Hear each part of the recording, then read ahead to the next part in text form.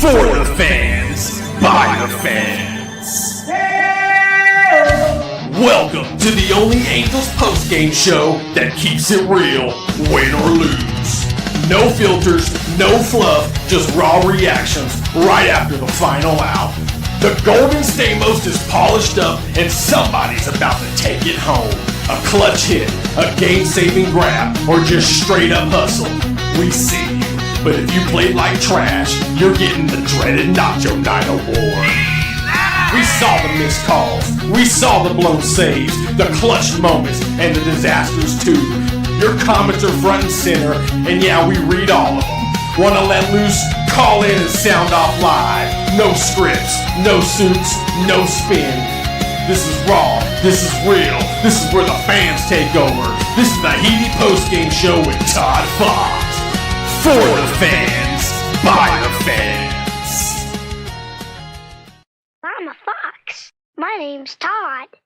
Hey, welcome in everybody. It's much more welcoming into a show, especially on a Monday afternoon, evening, whatever you want to call it, when the Angels win. And not only do they win, they walk off the win with some walk-off tacos or whatever the hell they have. Walk-off waffles at the stadium. Botch. Angels fan first checks in with a W. Gotta love it. Kevin says the same thing on TikTok. Welcome in, everybody, as Jim and his grandson Landon were reporting as season ticket holders next to me with 30 Deos tonight. You had 30 mother effing Deos. That's how much they were trying to keep the fans engaged in the stands. Now, we are the Heedy Postgame Show. If you're new to the show, we read all the comments. We eventually get to yours, so don't think that we don't. We do get to them. I just got to go through an opening monologue, and then tonight I will have a special guest on as well as we get through the show tonight. So it should be a good one. It's always better when the Angels win because we're by the fans, for the fans, for the fans, by the fans. We are in the stands with you. We are not a fake-ass podcast with fake-ass commentators who were never really fans in the first place. We tell it like it is because you do the same thing. And we are fans. We know the game. We've played the game. Most of us have anyway on this Heedy network. So we're there with you. Good job. The Angels got the job done tonight. Again, 3-game losing streak coming into this one against Toronto. And you really felt that they played up to par pitching with them. You shut down a really good offense in Toronto, a very hot team, allowing them only 11 runs at home in 3 games, but you wound up taking the loss. Why? You couldn't score 4 runs or more, because when the Angels score 4 or more runs in a game, they are now 35. I'll say it again, 35 up and 13 down. That's a 22-game difference. Now, Todd, what are they when they – well, obviously, if they're 35 and 13, they should be a playoff team, right? No. Why? Because we often score less than 3 runs or 3 runs or less, and the reason why is analytics fucks us up.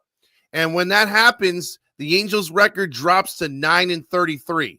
So there's a huge difference when this team can't generate run support. And obviously, with not the greatest pitching staff, it takes a time. They give up runs early, and Kikuchi gave up runs. And again, this is one of his banter games or vintage games this year with the Angels. Same thing with Tyler Anderson. Those two guys are crafty veterans, and what they do when they get into trouble early in games, they'll give up a run or two, and they know they got to tighten the bolts and really strap down and try to hold the game as close as possible. And they do. They wind up throwing a lot of pitches, as Kikuchi did tonight, 100 and some odd pitches, only 5 innings. That's not a quality start because you have to kick in that bullpen a lot earlier than you'd want to.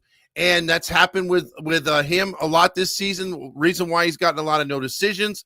Same thing with Anderson. They kind of mess around the plate, or the umpire kind of dictates their changeups and curveballs and sliders.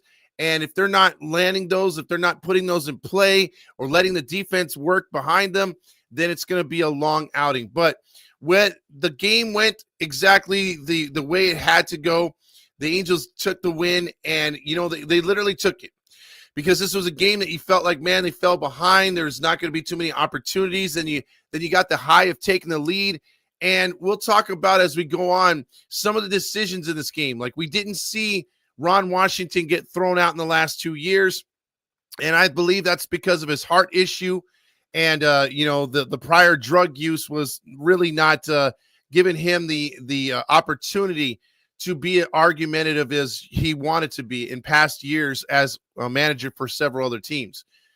But as far as tonight's concerned, it was nice to see Ray Montgomery get thrown out. Not because I don't like the guy, it's because he fought for his player. He fought for Trout. That was clearly a ball, but it was called a strike. And then we'll talk about what Ray did wrong. Ray did – look, you have a pitcher as hot as Reed Detmers, and he only threw like 9 pitches maybe. I don't even know if he threw 10. And you pull him. You do not allow him to go 2 innings. Which, again, you have mostly lefties up in that 8th inning, and I think that's what hurt the Angels, a strikeout. That should have been the 3rd out. They get an extra out, and lo and behold, the double scores a run. So the Angels, like I said on prior nights, they're not able to make up for mistakes. They're not able to make up for extra outs, but luckily tonight that didn't burn them. So let's go on to see, first off, what happens when the Angels win. We play our favorite clip. Boy, hold on a second. I got to look at this for a second. They really changed around my page here. I don't know who funked with this, but it's completely different. That's new. Wow, that's very new. Boy, this is going to take some getting used to. I don't know if this is a site thing, because I know I didn't funk with this. Oh, boy. Okay. All right, here we go. So we won.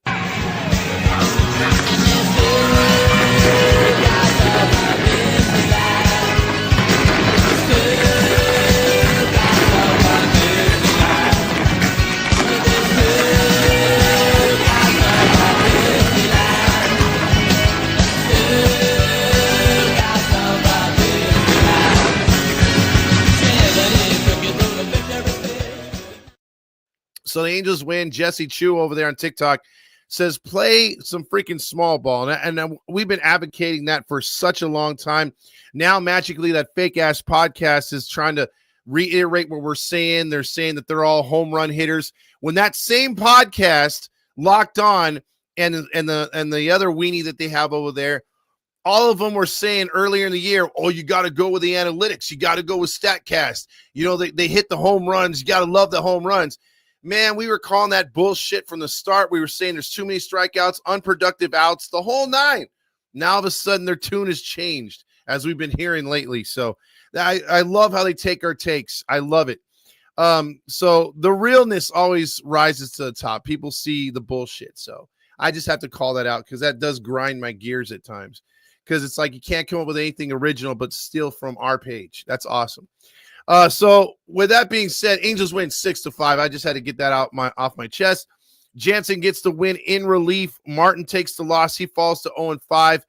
But the Angels had only 7 men left on base. They went 2 for 8. Similar stats for the Rangers, leaving 7 men on base, 3 for 8 with runners in scoring position. The way the scoring started, Seager, of course, according to Joe Madden, the greatest baseball player in history, hit a 2-run homer off of Kikuchi to make it 2-0. After Kikuchi took the tumble there in the first inning, that was pretty funny, especially because he wasn't hurt. Trout then hit a sacrifice fly, which amazed me. With a runner in scoring position, he actually got the job done to make it 2-1. d'Arnaud would cash in a 2-run homer to make it 3-2 in the second inning. You're feeling pretty good. And again, if you're Logan O'Hoppe, you're not feeling pretty good, because you can't hit the broadside of the barn. You have too many uppercut swings. You're locked into that analytic bullshit, StatCast crap. And that's why you're not flattening out your swing. And I'll get to d'Arnaud, because I'm not totally happy with him despite his night tonight. Garcia would single to right. And again, Garcia's single off of Kikuchi. Kikuchi threw a perfect changeup on the outside corner. Perfect placement. But Garcia, being the vet that he is and the experienced hitter, that's just a well-placed hit. I mean, he put the bat on the ball and it went into right field, and that's what you got to do. And this team doesn't do what Garcia did in that one at bat, and that's why we struggle a lot. But credit to Garcia, that was a hell of a hit and a hell of a at bat right there. Then Hine would reach on an infield single to shortstop. Seager would score. It was 4-3, as they could only stop the ball over there. And then Darno would double and Renifo would score to tie the game up at 4. You got to your magical 4 spot. And then Wade, of all people, replacing the kid, comes in there and gets a 1 ball, 2 strikes single clutch hit right there to give the Angels a 5-4 lead. You're thinking, okay, Detmers comes in 1, 2, 3. He only pitches 11 pitches, 9 of which were strikes. Only allowed the 1 hit, but then got the double play. And you're thinking, okay, real quick, you're in good position to throw it to Detmers again. But they went to Sam Bachman. And again, Sam Bachman got the job done in a sense, got the first 2 outs, got the strikeout, but that guy got on base. And then, of course, they get that double that goes down the line. Berger would score all the way from first. Now, the part that I kind of objected to, not only with that bullpen decision of going to Bachman, but also then going to Jansen in the 9th inning. If you're on the road and you want to pitch Jansen in the bottom of the 9th inning, excuse me, in a tie ball game to allow your team to get to extra innings and fight for the lead that way, I'm all for that. I say in that regard, like I've said before, I'm not all 100% against analytics, but right there in that position, that's an analytic move that I agree with on the road. When you're at home and you're tied at 9, you could have went with Detmers again, or you could have went with Bachman again in that 9th inning and saved Detmers for the 10th inning. That's where my idea changes from the analytics look at it. I didn't like wasting Jansen right there, but they did, and he wound up getting the win because they didn't have to go to the 10th inning. They weren't going to pitch him in the 10th inning no matter what. We already heard that from Wayne and Gooby. The hitting for the Angels tonight, 2 for 4 for Neto. Shonawell with a big walk-off RBI, and we'll talk about that right now because when that inning started in the bottom of the 9th inning, you get a nice other way hit by Renifo. And if Renifo's 100%, which I guarantee you he's not right now, he should have been at third base. So with that being said, him making it all the way to second base on a stand-up double, awesome, right? Now here's where I'm pissed off with Darno. Now Darno had a great night, obviously, 2-run homer. He had the double, but analytics aside, this is, again, where you should be able to pick and choose analytics from gut. And my gut says, from playing baseball myself, is you lay down a bunt. And he's the perfect guy to do it. He's a catcher. So you put down the goddamn bunt right there. And you move Renifo to third. You force the Rangers to walk the next guy and possibly the next guy to load him up at any base. And then, again, everything is put on your plate to win the game there. That's what I want, because even if they don't walk the second guy and you have first and third, your guy can take off and go to second. What are they going to try to throw to second base? The guy from third, Renifo, can break home. So they'll let him walk the second and they'll walk the next guy, and you have your choice of trying to win it right there at any base, right? And they have their choice of trying to get an out at any base. It's better that way. That's how you play the game. That's how you utilize the chess play of the coaching staff and your players. You utilize the right way to do things. You don't go analytics. And right there they went analytics, and it really pissed me off, the fact that Darno did not even attempt a bunt. It was 3 pitches and 1 out right then and there. And the Angels, that usually catches them in a bad spot, and they usually do that bullshit on the road, and that's what cost them in Toronto, because they were not allowed to get that runner, the lead runner, to third right away and put the pressure on the defense. So with that being said, the hero of the game, the infield, the single by Newman, Renifo was caught in between right there, so he couldn't go home.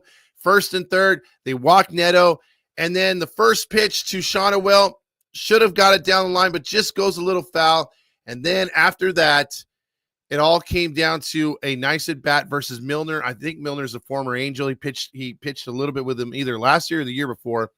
Milner comes in there, does a sidearm thing, and you could see clearly that he's not going to challenge Shonawell after that first pitch, because he's not wanting him to hit a fly ball. And it's the perfect situation. You want to keep everything down because Shonawell's not a good runner, and you want to make sure he hits it on the ground, and hopefully your defense can come through and get the double play. He pitched good. It's just credit to Shonawell. He saw 6 or 7 pitches, did not go fishing whatsoever like a Soler, like a freaking Taylor Ward.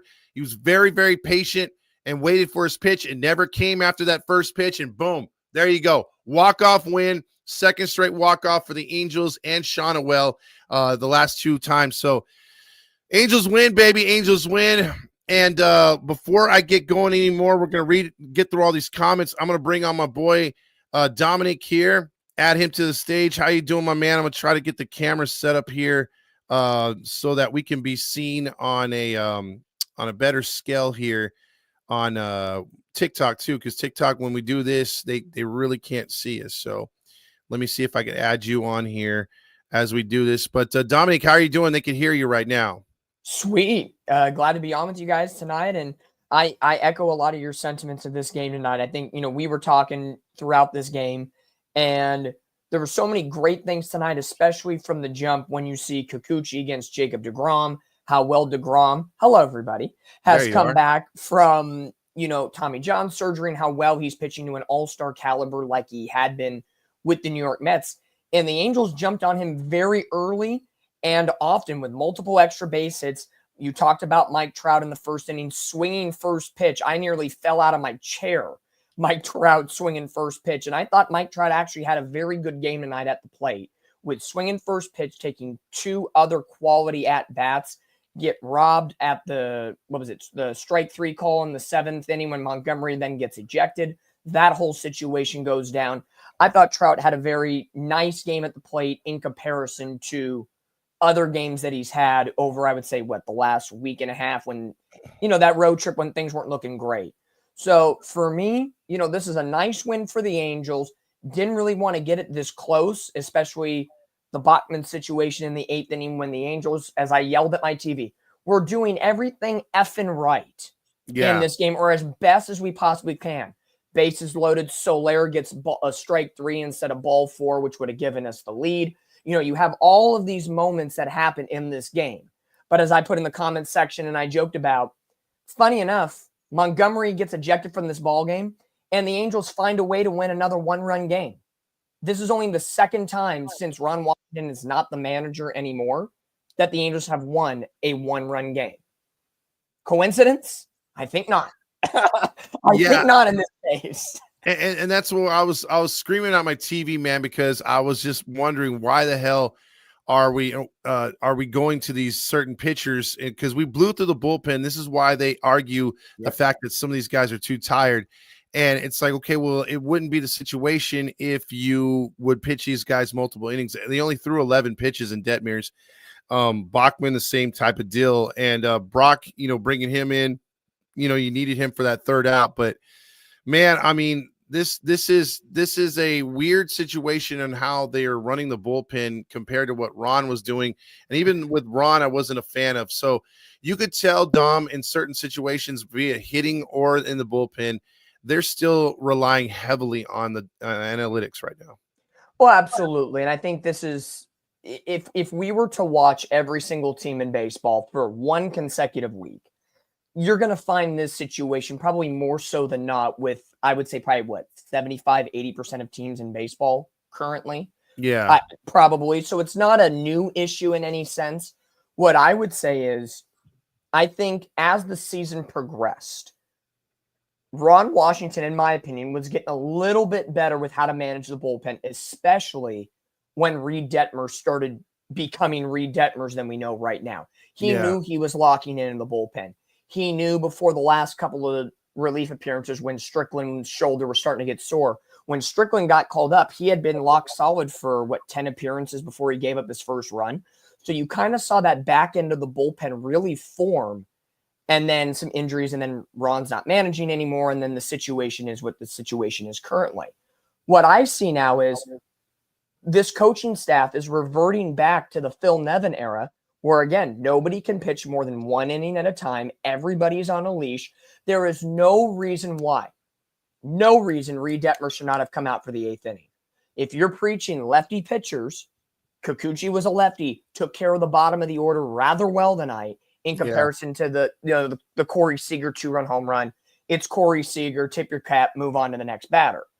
Detmers had 11 pitches, 9 strikes, as you mentioned. There is no way he should not have come out for the eighth inning, because what has his predominant inning been this season? The eighth inning, setting up Kenley Jansen. So why are we throwing that out? And all of that happened. The call to probably bring in Bachman happened before Montgomery got ejected. Bachman was already warming up when the Angels started batting, in the bottom of the 7th inning. What are we doing here? This is the same issues. Why are we putting Zephyr John in an extra innings ball game?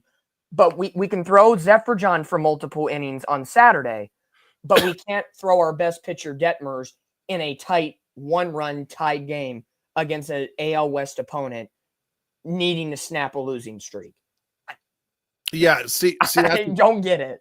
Yeah, I don't get it either because, like, again, the two coaching, I wouldn't say that Ray Montgomery, if there's not analytics being held over him, or Ron Washington would be making some of these moves. I really don't.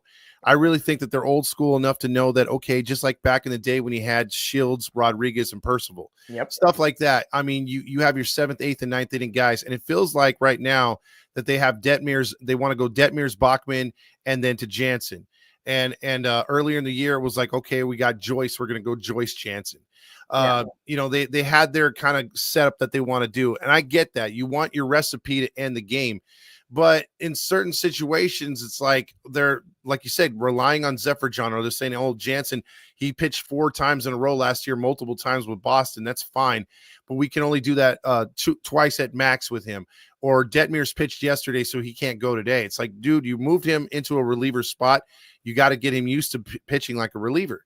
And there's certain things that, like, again, outside the organization, what you were talking about, if they had better analytics guys, I think you would see better decisions. But we don't have the best analytics guys. We have that Bauer guy, or what's his name? I'm forgetting his name, from Boston. We got that nerd that's never played a game in his life, and his crew in there. They're Sauerbach or something, his name is. And that team that he has that works for the Angels just is so inexperienced, and I think does things the wrong way. So they're not even using analytics the right way. So whenever you, Dominique, and myself have those question marks or raised eyebrows when the Angels make a move or don't make a move, that's a total analytics move right there, dude. Yeah, and the thing is, and our buddy Eric Ward posts something that exactly I was going to say. Reed Detmers is essentially a starter and has the gas to go multiple innings. So if anybody out of this current Angels bullpen is allowed to go multiple innings, Reed Detmers is option 1. Mm-hmm. That is by far. And here's a move tonight that I highly questioned that is probably going to go under the radar because he got out of it. We're essentially down a run. Kikuchi's out, and you're bringing in a guy in a tough nails game, Victor Medeiros, who's pitched well at AAA. We've talked about him on the MILB report, so nothing against Medeiros, but you're going to throw him off the deep end just like that when we've seen this picture happen before, and it does not end well. Walking the first batter 4 straight pitches. The command didn't look great, except as Gooby, I will say Gooby did a great job of coloring this about the tucking of the shoulder, the movement of the baseball. You saw the first 5 pitches versus the next 5. And it's like Medeiros realized, oh, crap, I'm not doing it. I got to almost overcompensate the lean, turn, and fire. And it worked out for Medeiros. So gutsy move from Montgomery. It paid off. But in my opinion, I don't like putting Medeiros. It's like what we've done to Caden Dana and all the guys we ship up and down between AAA. You're just going to throw him in that situation because if that was Dana instead of Medeiros, they probably would have thrown him in that situation no matter what. It's not like we have an arms issue on this team. Relatively so, if everybody's only throwing 1 inning twice in a 3-game series, after 1 day off, they should be okay to go, especially with a low pitch total. So to go to Medeiros before Burke or before Bachman or before Detmers, that was I don't agree with it, but it panned out because Medeiros cut through everything and made it work. Yeah, I totally agree because they have other pitchers that can get the job done in the minors that you could pull up. I mean, you got Kahada still down there. Mm-hmm. You had Ryan Johnson, so you moved him as starter. I don't understand, like you said, even like your Italian stallion brethren, you got you got your boy Aldegari, who obviously is stretched out as a starter. They were talking about Medeiros stretched out as a starter. Caden Dana stretched out as a starter. What are we going to do this to George Clausen too when we give him an opportunity? No, not give him a spot start. We're just going to be like, hey, 7th inning of a tie game. Go get him, Rook. No. This is again, and I've talked about it on the minor league report before, this is an Angels organizational developmental problem. Emphasis on the mental, because they're screwing with these guys' mental capacity. The only thing out of all of this, out of all the players you named, the only one that is surpassing the mental portion is the guy playing for the hat that you're wearing right now, Ryan Johnson. Yeah. Was in the bullpen. He just threw a one-hit complete game shutout over the weekend against Spokane. If you're going to bring him up at all the rest of this season, he's got to be a starter. You cannot flat out put him in the bullpen, because basically that means the last month and a half, 2 months, or however long he's been down there at Tri-Cities is bullshit. Well, I believe at this point, once he gets over to Rocket City, possibly Salt Lake, because they might just move him out of not even give him a shot in Salt Lake. Yeah. But I think Ryan Johnson is going to be up here if and when we trade Anderson. And if not, it'll be a holdout to September, and they'll just be like, at this point, we're going to move out Kowanowitz to the bullpen, or we're going to move somebody out to the bullpen that's struggling at that particular time, whether they cut ties with Hendricks. And at that point, you just ride with the rooks. And I think Johnson will be around that time, because, again, you want to kind of get a taste of what he's going to be like next year.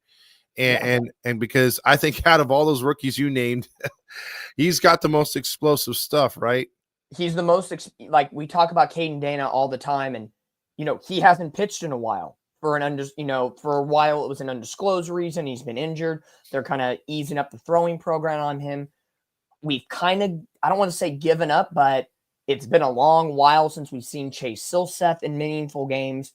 So Ryan Johnson's trajectory, it's surpassing some of these bigger Arsenal names in this Angel system. I think he is the best pitching prospect we have in this system, and I'm putting him over Caden Dana right now, and that is before the Dana injury. That is what I've seen for Dana this year at the AAA level. He's been good at times, shaky at others. Ryan Johnson, maybe I'd have to look at the full game log, with the exception of maybe one not great performance at high A. He has been absolute nails. And with this is my theory. Rocket City has not been a great team as a whole this year. They just snapped a 16-game losing streak last week, and so on and so forth. They're not getting the run support. I think if they love Johnson at high A right now, I think they skip AA and go to AAA and see what he has against AAA pitching or AAA batters in that bigger ballpark, more high offensive league. And if he does decent where he's giving up no more than 4 or 5 runs a game, which is like the equivalent of 2 or 3 at a major league game, then I think the confidence, if it's a September, if the Angels are sellers at the deadline, he finds a way. But knowing the Angels, if the Angels end up being buyers at this deadline and do indeed find a way to continue competing in August and September, I would not hold against them flinging in Ryan Johnson at the September 1st call-up day as a bullpen piece. I would not hold it against him at this point.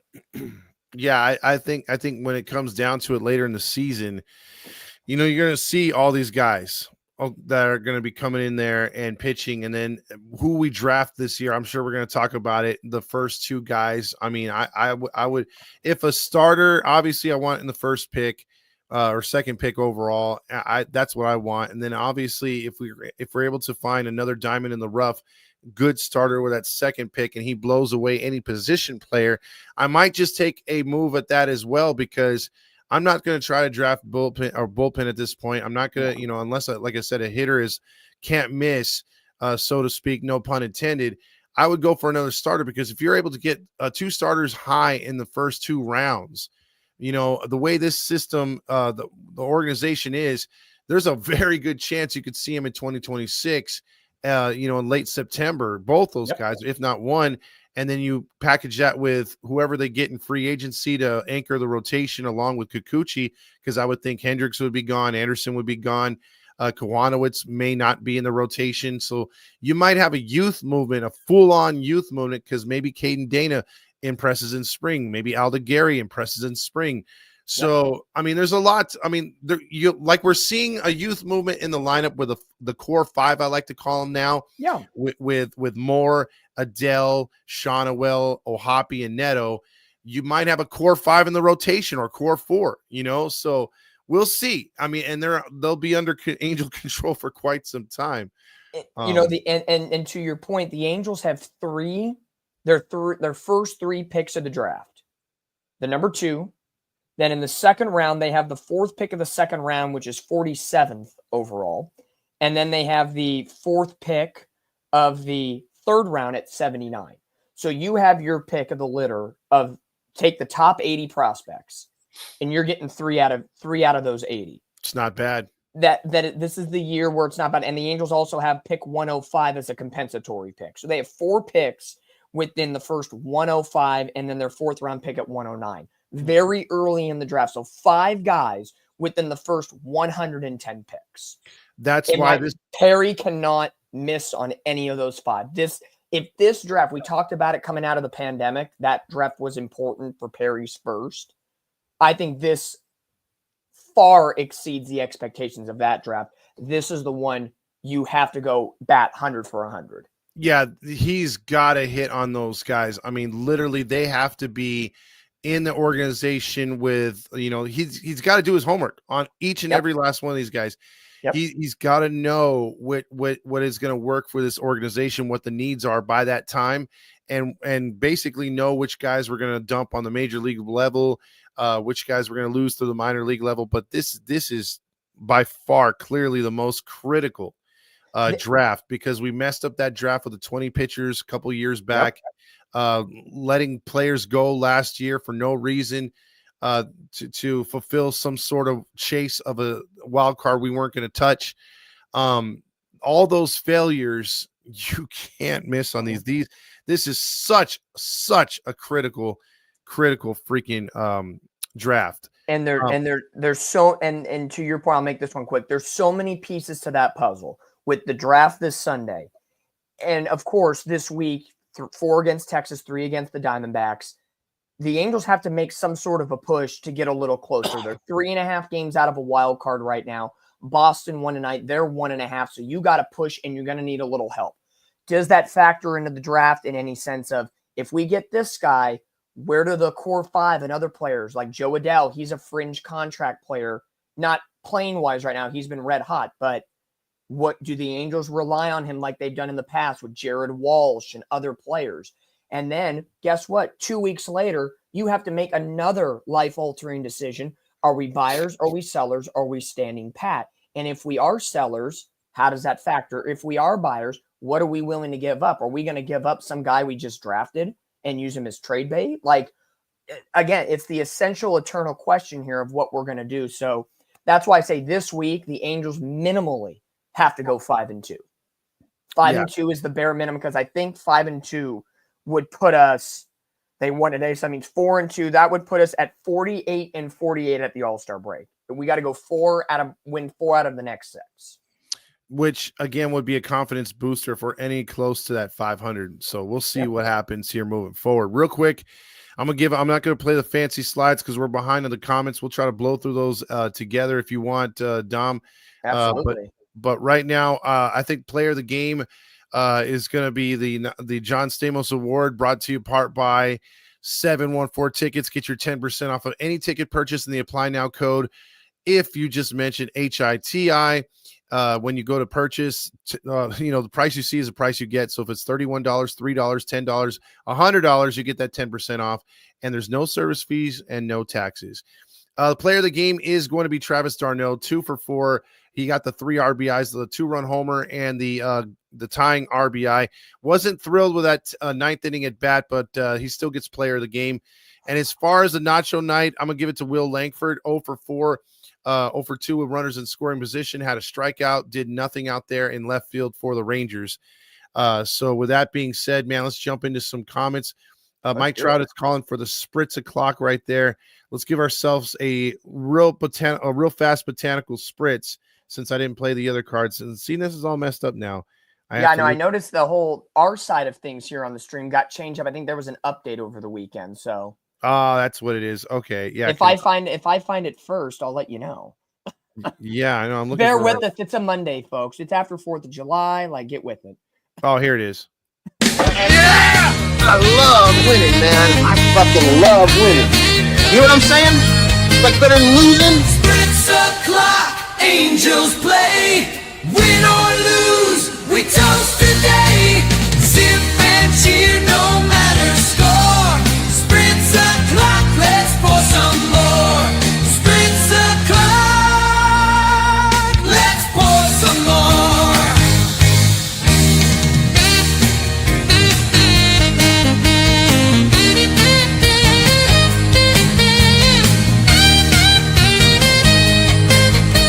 Spritz o'clock, let's pour some more. I love winning, man. I fucking love winning. You know what I'm saying? I'm by winning. I win here and I win there. Now what? Wait, we got to play it again. We're by winning. I'm by winning. There you I go. win here and I win there. Now what? Now what? NA says winning right there. Jacob DeGrom got hit around tonight. Were you impressed by the Angels' attack on him? I think they just swung at a lot of first pitches in the zone. You saw Neto's first at bat of the ball game. He was swinging at that slider down and away. And after that, it was almost like, we're just going to swing at balls on the plate. So it was actually very good, especially like guys like Soler and Darno. That was nice to see them hit the ball rather well tonight. Absolutely. Tyler said we had this one down as an L. Baldwin said Stukas. We played that earlier. Dan says Stukas. And then you said funny how we get a 1-run game win once Montgomery was ejected. Yeah, again, it's the simple things in life for us. Yes. DeGrom is going to need his 100th Tommy John after that tonight. He still look, honestly, I will say DeGrom still looked pretty good. Like Yeah, for Tommy John, I didn't realize he was 37 years old. That's pretty crazy. I mean, it seems like he spent most of his time on the IL, right? Yeah, well, definitely the Texas regime would say that. Yeah. Brian says Nolan Schanuel on base king has us winning. Are you impressed with his ascension? Because again, this is a guy that was, we forget, drafted 2.5 years ago. Yep. Yeah, I am honestly, I am by 0% shocked at what he is doing right now. It was a matter of time. He hardly played minor league ball. The 2023 season when he got called up was okay. He had that on base streak to begin 2024. It was a mediocre last season. And this year, he's finding his way. He is that slap hitter that will get the job done. I like him. And honestly, I kind of like him in that top 3 of the batting order to get on base and slap it around a little bit. Yeah, absolutely. Man, let's see. Hold on. I see this one at the end here. I have to go down to right here because it's showing up. It's by eBay. He just jumped in at the end. Down there's a lot of comments. It's a super sticker. He says, I've started a yummy tasting nut company. You are now officially sponsored by my yummy tasting nuts. nuts and more nuts for us. I'm still coughing. I apologize. My voice is still cracking too. And Boo Bear's mommy, thank you again for the super sticker. That's awesome right there. Appreciate both of you. And since you brought that up real quick, let me get back to the where we're at in the comments. Let's see. I think we're right about on base king. So we were right there. There you go. But before we do, though, we have to play our yummy tasting nut sponsor now. So You guys are crazy. Let's do it. Hello, Halo Nation. Hello, Halo hopefuls, and welcome back. What's going on, everybody? My name is Gavin Carlson. Don't get it twisted. You've probably heard of Viagra or Cialis. It's hard. It's hard.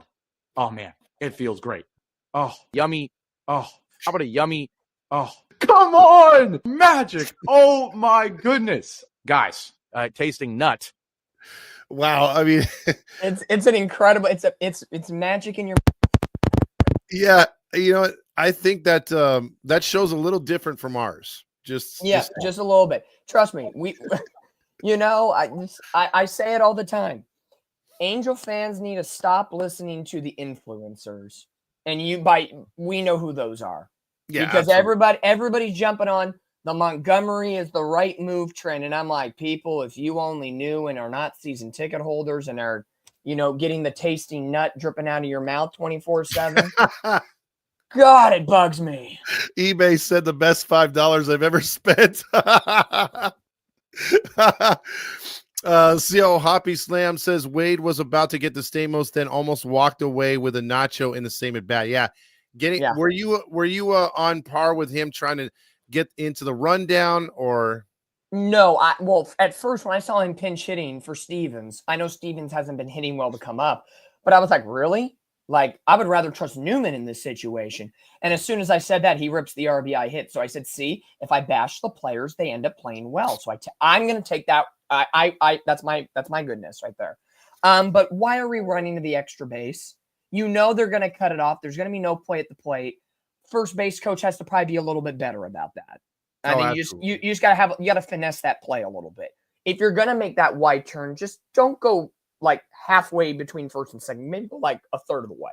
Yeah, make the infielder catch the ball, but don't get caught up in the middle. Make him think about it instead of you're thinking about it. Yeah, because who knows? Maybe the Angels rip a double down the line and they get another run, but we'll never know. But we won, thank God.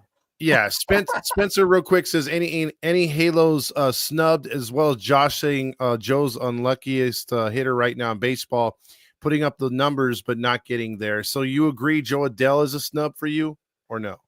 Jo Adell is a snub for me. Okay. Reed Detmers is a snub for me. Yes. And hot take, I think Kenley Jansen is a not a big snub. I think he's a little bit of a snub.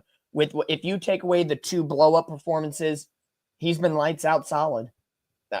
Numbers don't lie. But definitely, for sure, Adell and Detmers, for sure. And it's funny because Rob on this network, he freaking nailed the Kikuchi thing. Yep. He nailed the Kikuchi. He literally came I'll remind him that tomorrow. Yeah, tell him I said that, by the way. But he did, though. I mean, he called it. He's like, that dude is like, if you just ignore his wins, losses, I mean, he's got freaking better numbers or top 5 numbers with the guys who made it. So yeah, that's good on him for me. If there's any example on why I do not trust wins and losses as a pitcher, everybody's going to say, look at Paul Skeens. And it's true. Look at Kikuchi. It's true. It's one of those things where for pitchers nowadays, this is where I like the analytics. You've got to look more than just win-loss and ERA. ERA is a part of it, but you got to look at so much more because it's a lot of offensive-driven numbers. Yep.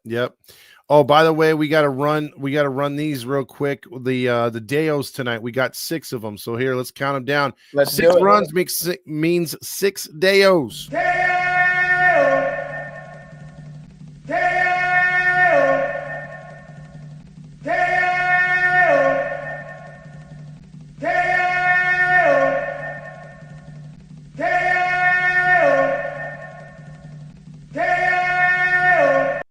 There you go. 6 Deos right there. 36 total tonight if you add the 30 at the Big A. Yeah. I mean, look, this 30 Deos at the Big A, dude. I was laughing. I didn't make it there. On a Monday night? Ooh. Yeah, I wasn't there tonight because I'm still a bit under the weather, and so is the girl now, and she's mad at me for getting her sick. So, yeah, she's mad at me for being fat with my sickness. This fat son of a bitch is going to drown us all out. Just calm down, okay? All right? He's fat. Luke Johnson said, I knew there was a Deo record set tonight. Yep, 30 goddamn Deos. Ohapi Slam says Darno for starting catcher. Thoughts on that? I get it. Ohapi's in a slump. To me, he's still the guy. But this year has been definitely subpar. Defense is taking a little bit of a hit. The bat, as you mentioned, too much launch angle, too much listening to Gooby and Randazzo about that stuff. Ohapi, I know everybody wants him to go down to AAA. That's not going to happen. He's not going to learn enough at that level to be better. It's just going to inflate his ego at that point. Just get back to the bare basics. Please, please, please just get back to the bare basics. I get you. And here's the thing I'll say about Ohapi right now. I would love for him to get hot and carry the team just like Jo Adell has for about a month and a half and just like Neto did when coming off the IL. But it would be nice, Dominique, if those 3 can all play the same together. So, yeah, we really haven't seen them all play. You know, we saw at the beginning of the year Neto and Ohapi, but Shawnuel was just not there yet. Yeah. You saw all 3 of them. There was probably one time this year when they swept the Dodgers and swept the A's that road trip. Yeah. That was the one time all 3 of them were on the right pace. And Joe Adell kind of was better in that A series than the Dodger series, but that's probably the closest we've been to everybody out of that core 5 all at the same time being on it. Yeah, absolutely. Because I feel if, like, say, for instance, Ohapi and Adell and Neto are carrying the team, like getting the big hits or being, regular contributors, then that means you just need the Robins or the freaking the supporting cast of Shonowell and your Taylor Ward. And it's funny to say Mike Trout is a supporting cast member.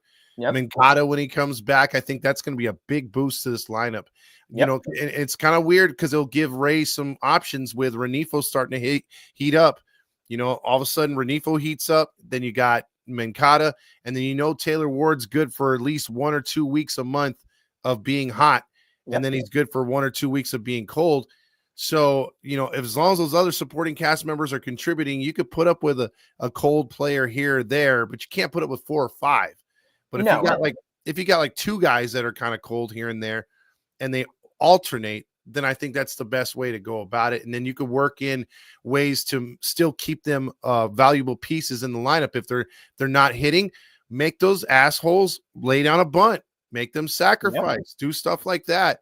And then that'll get them sort of motivated to start hitting again. Hopefully, again, these walk-offs are always very motivating, and, hopefully that kind of turns the tide. But again, players like tonight, d'Arnaud, who's not in the lineup every day, but having a multi-hit game. Soler, who had that nice double early on in the contest. Mike Trout, who put good at-bats together tonight. Some of the supporting role players that have been kind of cold at least showed a positive leaf and kind of turned that over tonight's game. Yeah. Brian says, what are your opinions on the wild card? And Eli says, trade Ward as fast as possible. The wild card's going to be interesting because the Toronto Blue Jays, by knocking out the Yankees and sweeping us, they're now in control of the AL East. New York is always a question mark because they can be really good and then they can play really bad. Tampa Bay seemed to be on a high this year, that sneaky self. Boston was in the dumps when we beat them, and then now they're coming back alive. You know me, I'm never a big trusting person of Seattle Mariners. They always start off hot, then skid late. That's why that series at the end of this month, that 4-gamer, is going to be huge. Mm-hmm. If we take care of business right now with Texas and we see them in 2 weeks on that homestand, it's Texas and Seattle. You could wipe Texas, put them to bed relatively before August. And work on Seattle. Again, if the Angels can be at least at 500 by the All-Star break and find a way to survive that road trip coming out of the All-Star break and at least go 50-50, and if they can come back to the Big A after the All-Star break for that Texas-Seattle homestand at 51-51 bare minimum, Angels are buying at the deadline. And I'm not saying that as a honkish. I can just foresee the mind of the Angels front office. Yeah, I could too. We're 3.5 right now. We were 5.5 back 2 years ago with the trade deadline, and we bought anything inside 5 games. We are buying, especially with a lot of games against Texas and Seattle on the cusp. It's just, it just is what it is at this point. I agree. Nice win tonight, beating those Rangers bastards. Liked Shonowell in that last plate appearance. I think we did. Sal says Medeiros keeping clutch tonight. Detmer's locked in. d'Arnaud for starter. Baldwin's looking at it right there. Also, Landon says new record 30. Deo's undeserving all-star. Kikuchi pours gas on the fire in the first inning. MLB pandering to the Pacific Rim right there. Josh says, why does it always seem like there's something wrong with Bachman? I think on that strike 3 third out, it's just a bad hop. d'Arnaud, he tried to get his body in front of it. I think it's, again, that's pure Angels tough luck situation. Absolutely. Yeah. Jay Ram says, I'm still getting my hopes up. Why can't we enjoy a win? Saucy says, just when I'm ready to pull the plug, they give me reason to believe. Exactly. This is true. Yeah. Landon says, gotta love the launch angle by d'Arnaud. We're so back. My voice isn't back yet, so I can't really do that one. You're getting there. We're so back. There you go. Thanks, Tommy, for the assist right there. I tried. Tyler says Gavin is fired up. Yeah, he is fired up. We already played that. His nuts are roasting.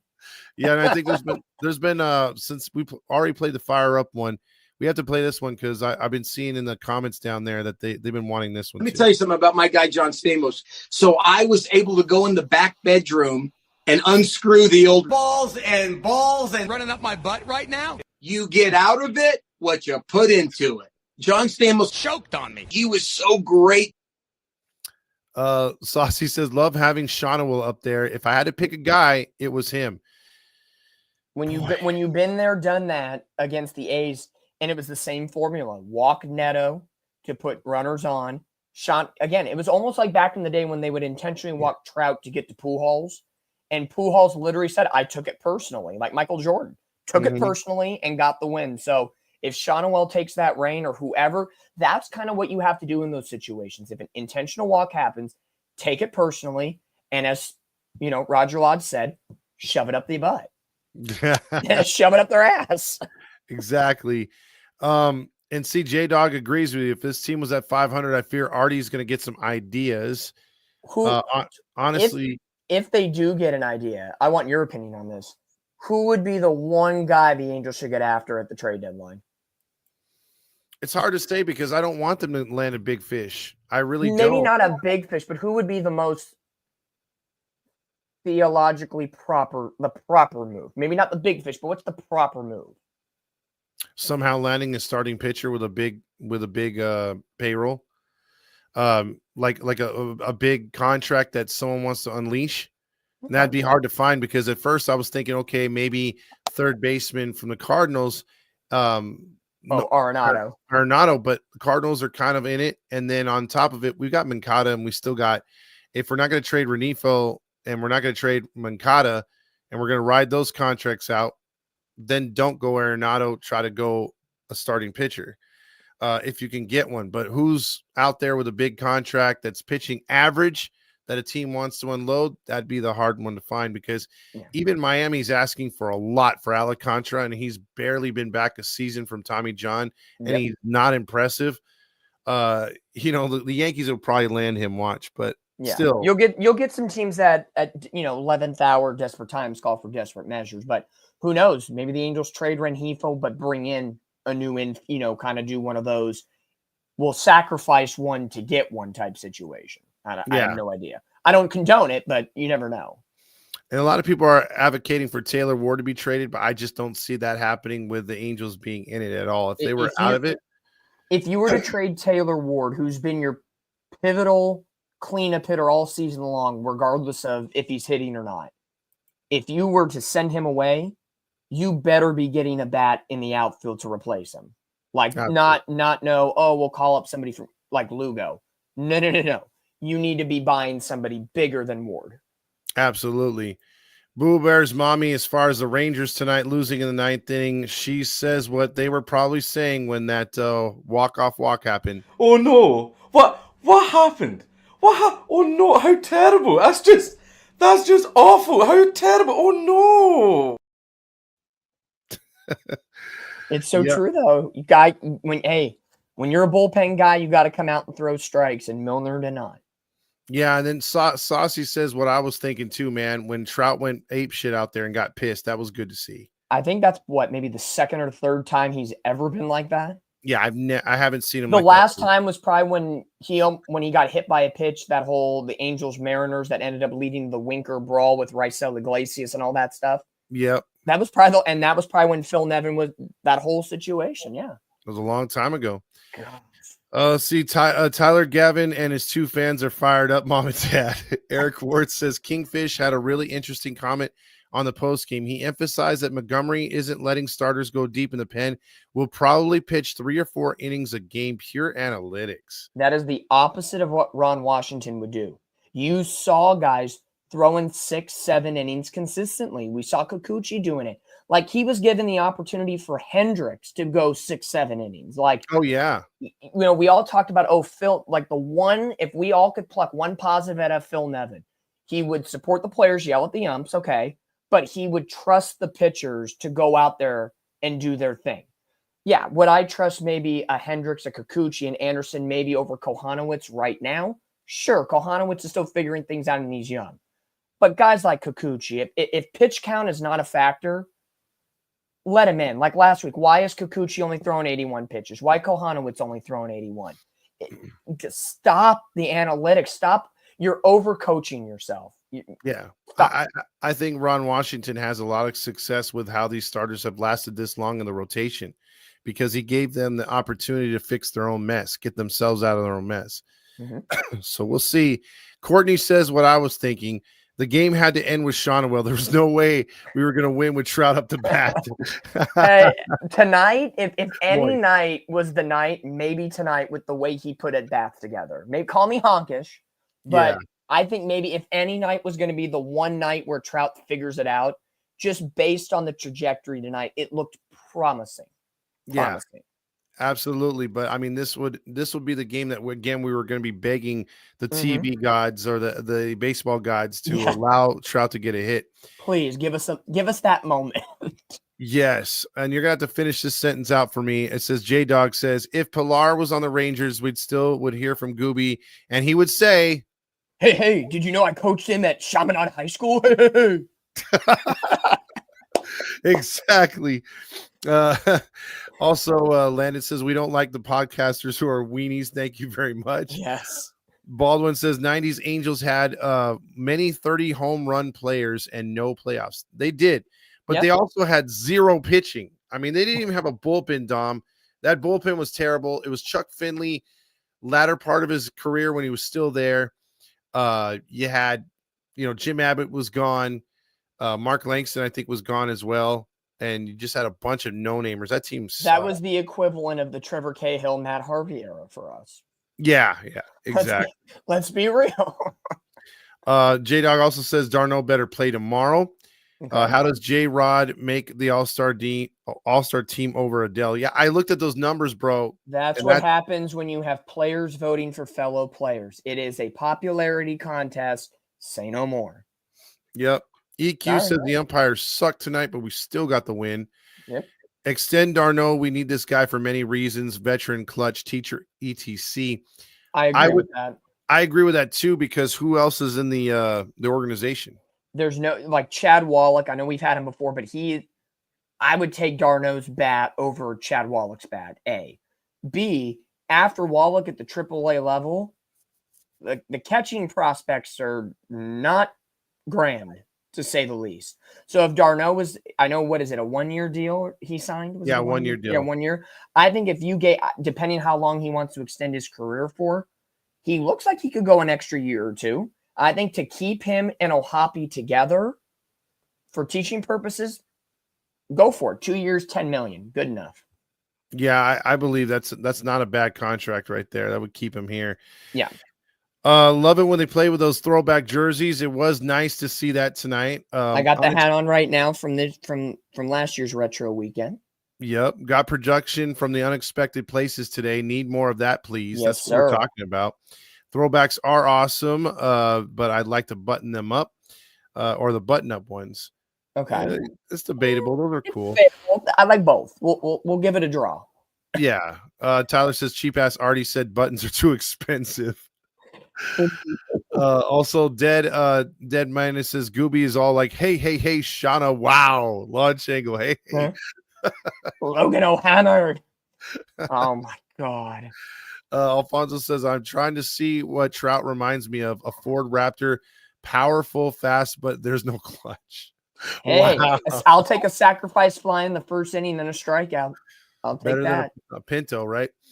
Patrick says those throwback uniforms are beautiful. The dark blue cap and the red brim, perfection, and the batting helmet with the same shine and the dark blue. Oh my goodness, it's so good. Yeah, that dark navy blue I enjoy. I'm still favorable to those California Angels ones. I love those when they wore those throwbacks from the 90s, and also when they would wear their night jerseys, the blue with the big CA. Yeah. Those are awesome. Trout is not looking bad. Could he still be a great hitter, Dom? I think he could still be. Yeah, if the Angels don't screw with it and DH him only and he never plays a position again. Yeah, you got to adjust to opposite pitchers. You got to be able to not just hit lower part fastballs and he has to make the adjustment now in this part of his career. I know we talk about it all the time when he was coming up in the majors and everything else, but you saw what happened when he swung first pitch. You saw him tonight take some good pitches. I think he has greatness still left in him, but he has to really adjust his mindset, how he approaches the game now. And to me, DH the whole way. I'm okay with that now. Now that I've seen more of it, I'm officially on board. I don't need to see him play the outfield anymore. I'm okay with it. I agree. Pass it to the left wants the 97 2001 jerseys. I don't know if they'll ever wear those again, but I wouldn't be. Wasn't that didn't Disney have a hand in those jerseys as well? That was all Disney. That was yeah, all so I'm going to say no. Yeah, they're not going to wear those, dude. They ain't wearing them. I don't know if you might have to get Walt Disney out of the cryogenic freezer to get that figured out. Yeah, he'd have to sign off on that. Hell yeah, Dom's in the house. Eric Ward, I agree. Mose says, why did we leave Bachman in against the lefty? And when Burke was ready, didn't get that one. We talked about that one earlier. And remember, Goings became the manager. So I don't think he's had any managerial experience. Again, you got the third out, but it just, shit luck for the Angels per usual. Yeah, exactly. Shamwell is a 6-speed manual transmission Honda, reliable with a good clutch. Okay. Hey, if he can hit the way he hits, fantastic. There you go. Boo Bear's mama says, hey, Dominique. Hello. There you go. Dom is the Bob Costas of Heidi. I love it. I love that. I like it. Thank you. That is some great respect coming from Eric right there. Thank you. Baldwin says, if Ray pushed them, our bullpen would still be cooking. So, the Angels, this is the 5-man rotation that the Angels have right now in the starter's capacity has been the same as it's been since opening day. You know what you have. There is no fooling anybody anymore. Kikuchi, Hendricks, Anderson, even Soriano, they should be guaranteed 6 innings barring any problems. Unlike tonight, 5 innings, 97 pitches. If it was 87 pitches, Kikuchi's back out there. No doubt about it. Like, if I'm the manager. But every game is different. But if all goes right, 6+ innings for all those guys. No question. Absolutely. Joshua, some disrespect, though. Hoppy should consider joining the coaching staff. Playing baseball isn't his thing. Easy now. Easy. By the way, 2 quick sponsors, Max Market Pros, for all your website needs. Go there, maxmarketpros.com. Mention Halos in the Infield. They will help move your social media to the top or get your small business read on Google search platforms or any other search platforms, especially if you're a small business and you need that help. They will point you and help you in the right directions. And also, I have something that I'm going to put out there. I'm going to make a commercial for this because where is it? I have it from Dan. Last year's Logan O'Hoppe charity bowling event. We were there. We did interviews. It went off. They made a lot of money for the charity, the cancer research and everything. Dan sent me a link and he said, I want Halos in the Infield to be more prominent at this big event that had multiple podcasts there, even the sucky one. And you had multiple people playing and bowling. And when you're on a bowling team, the players come to you and fraternize with you, hang out with you. And there's supposedly going to be a lot more former and current players there this time around. And the second annual bowling event there, as I want to give it out here, we're looking for 2 teams from Heidi. Nice. So it's right now, I know the packages are a little high, but again, it goes to all to charity. It's $135 per person, but it's 20% off if you use the Heidi code. So 20% off of that. My math is not mathing right now, but I think it's about 115 or 117 then. Yeah, it'd probably go under 120 for sure. Yeah, it'll be in Fountain Valley September 7th. So the season will still be going on. There will be players there. It's from 4:30 to 8:30 p.m. Doors open at 3:30 at the bowling alley off Brookhurst in Fountain Valley. Again, we're trying to get 2 teams. So I'm not looking for a lot of people. I know on these teams, we only need 3 to 4 people per team. So we'll bowl with you. So likely either me or Dominique or me or James or whoever's in town. from the Heedy Network will be there bowling with the Heedy teams against other people. So I think that'd be the cool thing. So, and if any of you guys are interested, the link I'll post on our page tomorrow. And then again, I'll make a little commercial. If you guys and gals are good at bowling, come out, support it. It's a really good cause. If you've ever, and also, by the way, if you join our teams, that's why I almost forgot, Dom. Sorry, I'm rambling on, but no, this is perfect. We will give you an autograph free picture of Logan O'Hoppe or a baseball card or a ball. I have to check with Dan, but you're going to get a free autograph from Logan O'Hoppe and possibly other players that are there. Plus, you're going to get a Halos in the Infield shirt and a Halos in the Infield hat. So that's part of the package. So you're not just paying to bowl. You're paying, and again, you're going to be bowling for at least 3 hours. So it's going to be pretty fun. Or I think it's 2 hours, 2 or 3 hours, whatever. You're going to need a stretch beforehand. Yes. So again, you get the bowling, you get to hang out with us, you get to hang out with the players. You get there's food there. I don't think any of that's free, but you got to purchase that. But for that package, you get the discount also by naming Heedy, and then also you get the free stuff. So if you guys and gals are interested, come on down. Let's do it. Yeah, I'm going to put that information up. I'll try to throw it over to the other social media platforms as well. Fantastic. And Grillmaster says balls, and relievers not pitching 2 days in a row. Sounds about right. Yeah, Tony C says Trout needs to crouch at the plate more. What do you think about that? Changing up his batting stance? Yeah, he does still stand pretty tall in the batter's box, and he still does the rocking toe tap at the beginning. Mm-hmm. So, if he really gets in, well, let me rewind it here for a second. It's Mike Trout we're talking about. How much is how much is the hitting coach really going to tell him, hey, Mike, you need to do this, and he's going to do it? Is he? Is he not? Or is it like, Mike, you're great, future Hall of Famer, you'll figure it out yourself. Like, you do you, boo. I think it could be one of those situations. So it could be.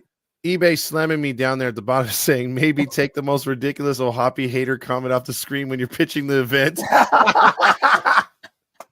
Yeah, that wasn't good timing, my man. And I haven't forgot about eBay too. I know he wants to come hang out at the game. Let me know when you want to come down, dude. I will set you up with a ticket or two to hang out with us. Baldwin says Detmers is one of the best relievers right now in baseball. You believe that? Yes, I do. I think I look at the numbers, but I would say for now, I'll honk my horn a little bit and say top 10. And see, that's why I think they're going to lean towards maybe, depending on who they get in free agency, if the rookies are not ready next year, with probably only bringing back Soriano and Kikuchi next year is for sure starters. You might want to throw Detmers back into rotation, but really, do you? Because just thinking about it, he can't gas up to 97 to 100 miles per hour as a starter. And it seems like he's just more effective on a small sample size. I think it also depends, too, what the Angels do to the back end of the bullpen. If they re-sign Kenley Jansen, then you have your ninth inning locked up. You're going to have Ben Joyce coming back after another injury. That's questionable for the eighth inning. Stevenson trying to come back from an injury. That's questionable. To me, I think you re-sign Jansen, keep Detmers in the eighth, and let Ben Joyce have a sixth or seventh inning and ease him back in instead of saying, okay, we're not going to sign Jansen. Joyce, you're our closer again. Figure it out. Again, developmental problem once again for the Angels. Don't do it. Steer clear. Exactly.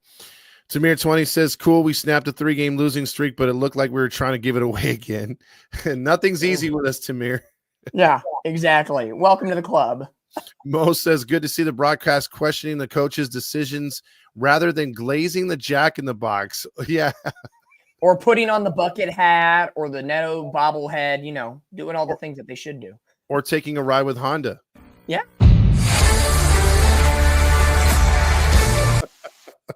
So good. It should be my phone ringer now. Should be our alarm clock. Hayes says Angels going to the World Series. Mini tacos. Hey.